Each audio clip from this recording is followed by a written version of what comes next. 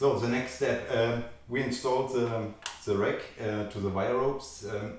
To adjust the Auxx-Lift, we have to do something on the controller. We have in the controller a little jumper called Deadman.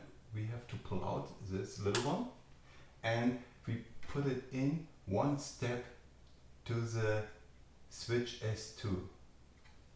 So the Deadman function is reactive and we can a lot better adjust the Auxx-Lift.